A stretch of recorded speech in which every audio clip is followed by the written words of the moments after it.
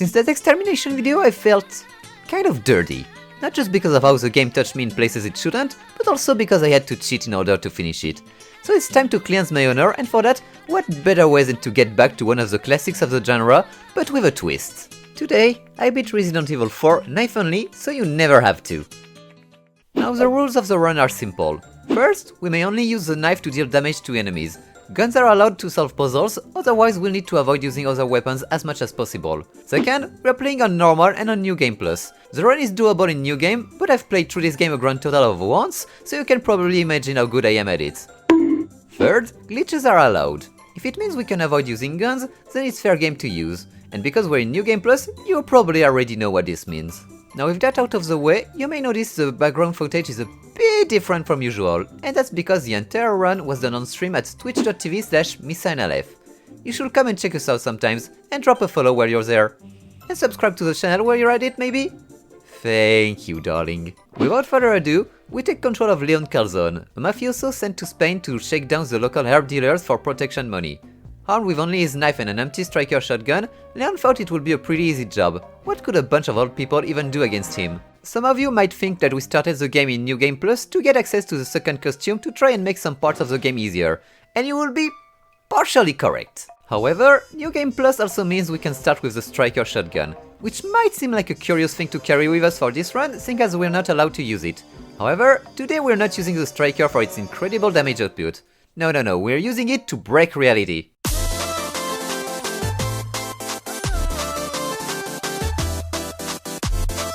By aiming down the striker and pausing the game right before the laser sight appears on screen, we can immediately switch to a different weapon and trigger what is known as the Ditman glitch. While in this state, all of Leon's movements are 50% faster, including knife attacks, which increases our damage output tremendously. However, cutscenes, doors, going through loading screens, getting hit or kicking an enemy immediately ends the glitch, which forces us to reapply it. If it does make some parts of the game significantly easier, it's not an end-all be-all, and you still need to actually be good at the game to make full use of this glitch.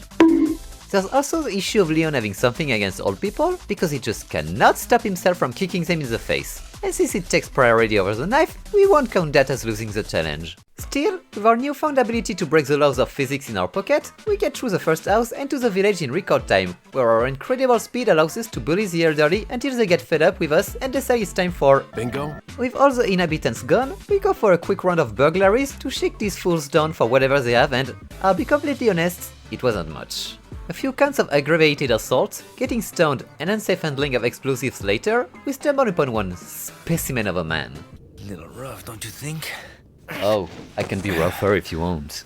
Luis Serra Navarro, ex-cop, former biologist and local sex symbol. We didn't get the time to know him before a weird old man reeking of Manchego cheese showed up to throw us into his sex dungeon and finish chapter 1. After waking up sore and tied up to Luis, our new compadre tells us that robbing the village won't earn us that much, and to instead head to the church, where the village fund police, led by Big Cheese Mendez, keeps a very important person for who we could get quite the ransom. Luis kisses us on the cheek and then, just like that, walks out of our life. Only for another stud to enter our line of sight, the merchant. Being a very naughty boy, Leon got hooked on herbs back in Raccoon City and now relied on individuals like the merchant to get the fix he needed in the form of first aid sprays. With a limited weapon range and slow movements, stockpiling health items will be crucial for this run. Unfortunately, it soon became obvious this wasn't our friend the merchant, but a random creep flashing us. For a reason that eludes me, the merchant never had any first aid sprays in stock, which rendered him entirely useless for the entire run. Our trek through Dynamite Valley goes without a hitch thanks to the generous help of the depressed dynamic throwing maniacs living down there, and after a quick web fishing break, we get to the end of chapter 2 with little to no issues. Harder, Daddy. What? By this point, I felt a bit invincible, so I decided to have a little fisticuff with the local physician, just for the flex.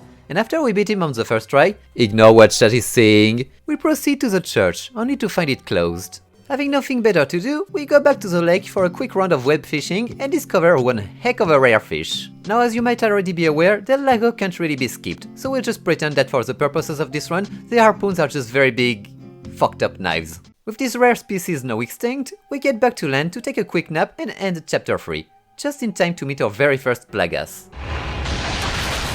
That is a bleeding headache you seem to have. Now, while Noodleface here might seem threatening, there's a pretty easy way to deal with him and any subsequent Plagas throughout this run. You just don't. It might seem like a cowardly choice, but these guys just aren't worth all the healing you'll need just to slash your way through one. Treat them like you would a drunkard in the subway. Stay clear and avoid eye contact. Since we're a bit vertically challenged, we need to use the gun to shoot down a pair of crates and obtain the church key. On our way back, we encounter one of the village's ugly kids, El Gigante, and my food fetish must have been getting the better of me because wait, no.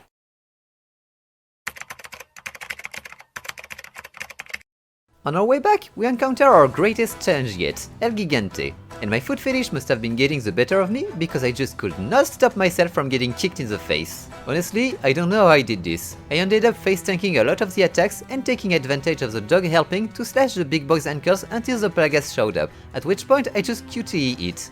Rinse and repeat until you win. After a couple minutes, El Gigante dies of cringe from our poor performance and we can move on to kidnap our VIP at the church, where we momentarily become Chat's mom before discovering who we are dealing with. Everything's going to be just fine. Get in the bag. Our VIP is none other than Sir Cryolot, Her Majesty the Queen of England's wimpiest soldier. Not really the kind of person we'd get a good ransom for, but oh well. After realizing she's not gonna fit in the bag, we decide to simply let her tag along for the time being, and I must say, it's kinda nice not to have to worry about Ashley for this run. Now making our way back to the village with our new hostage, it's time to find our escape route. We couldn't go back to where we came from, since the fan police would be waiting for us, which means we'd have to run through the farms and hope to find an escape vehicle out of this dump. But before we could think about escaping this place, we would first have to survive the cabin. I was worried about the cabin fight.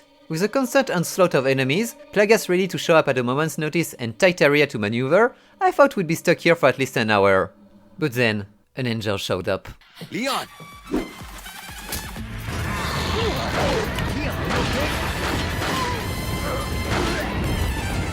Jesus! Whoa, Luis, calm down, dude! Leave some for me! Bro! Luis, my guy! He's the protagonist, no! Yes, he is! Oh, dude, yeah, okay, Luis, protect me, I'm scared. Realizing the hardships ahead of us, Luis, this absolute Apollo of a man, decided to carry us on his back during the cabin fight. Not a single Guanado would get past him, and for half of the fight, I could just sit back and let him handle things. Chat and I were stunned at how strong Luis was. After a couple minutes, the villagers realized they couldn't compete with Luis's massive sex appeal and left for bingo for the third time today. Then, Luis kissed us goodbye and told us to be careful out there, the big cheese was out for us. Nothing noteworthy happens after that. With the second Gigante miming on us and the ski lift being uneventful, Mendez takes the opportunity to check our vibe. No Luis to save us this time. I forgot about that! I forgot about that! I forgot I would put down my controller for the cutscene. Vibe check that we fail. After getting our vibes in check, we start the fight with Mendez. It may seem like a tough fight at first glance, but do you remember what Luis called him? Well, it wasn't a nickname, it was a clue. As it turns out, both of Mendez's phases can be cheesed pretty easily.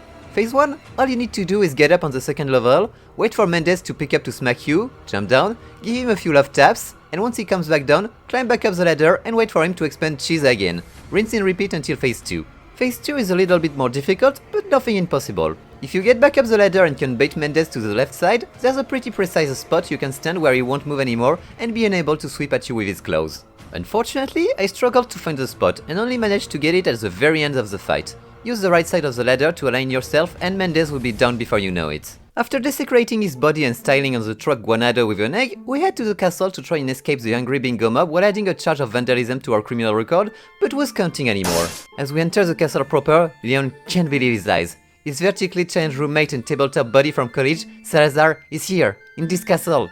Last time they saw each other, Salazar was off to build the greatest escape room of all time in a castle in Spain. To celebrate the occasion, Salazar offers us to experience his Dungeons & Dragons themed escape room, which we politely refuse. But with Salazar insisting on showing off his 2-scale dungeon complete with death cult, traps and monsters, we end up giving in and accept to play with him for a while. Our first challenge can be found in the castle's prison cell, where at a glance, things may look dire because of the Guarador. However, you might not believe your eyes, but as you can see, the Ditman glitch trivializes an already easy fight. No hit. He never saw it coming. After ringing the bells to announce the untimely death of humor from reading this paragraph, the real challenge of this section shows up, the water hole.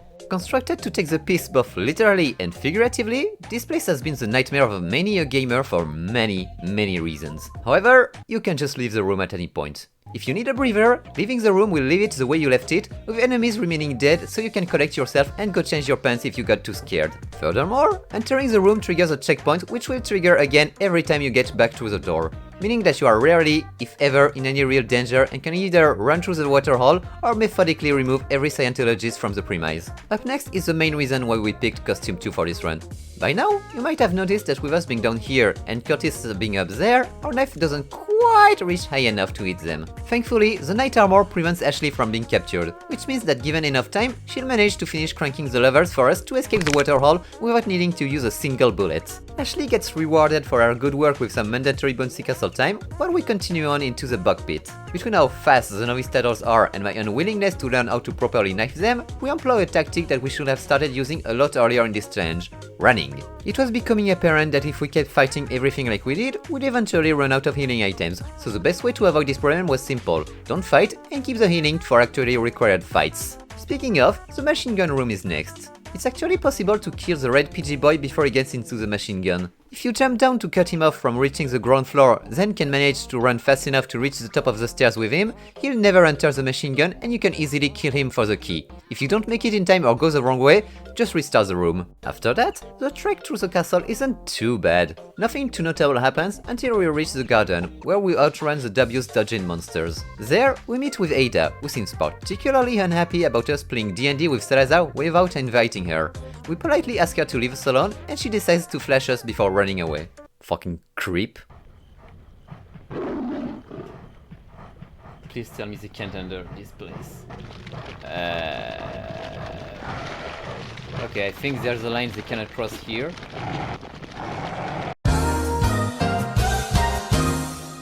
Yeah, I didn't see it last week, but... They can enter! After a few puzzles and uninteresting fights, we hear a familiar voice. The man who gave his all to keep this run alive, the sexiest piece of meat in the entirety of Spain, Luis Serra. Oh no.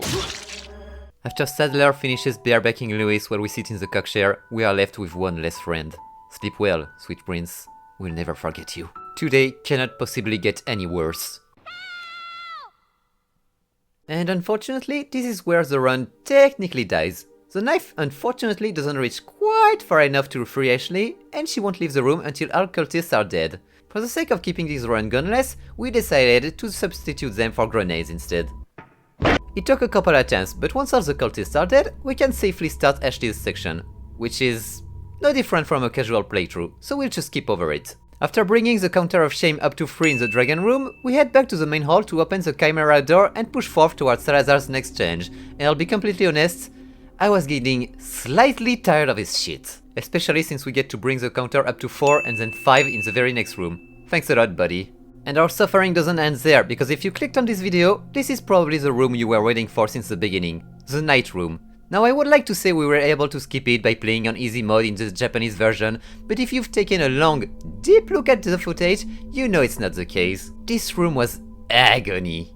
And I wish it was because it was difficult, that we died a lot, but really it was just...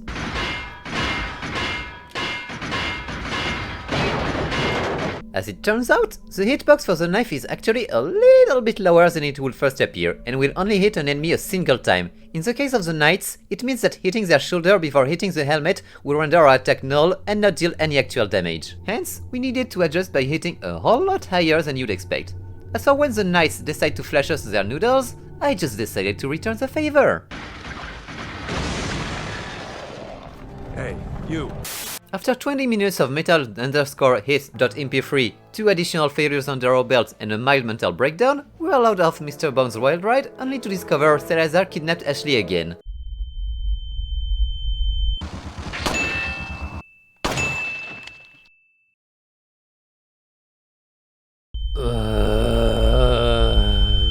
This one isn't a difficult fight either, it's just the same as the first Guardor, except you need to lure one in after the other. The only difference here is how long the fight is gonna drag on, which means you're bound to make mistakes. It also didn't help that by this point I was still checked out from the night room.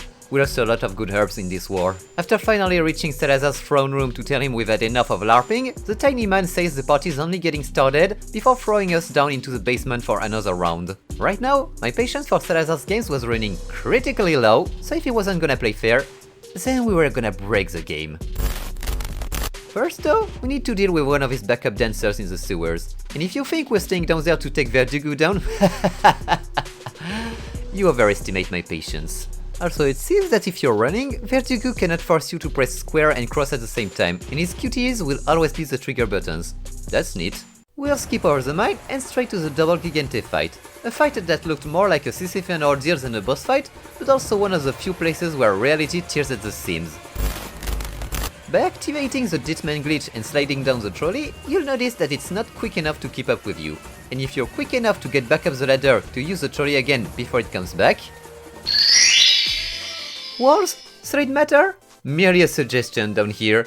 By looking around a bit, you'll be able to find the exit to this area and avoid the double Gigante fight altogether, which you could also do in a regular new game. We still need to run like our life depends on it through the Novi Nest, but after that it's smooth sailing until we reach the minecart section.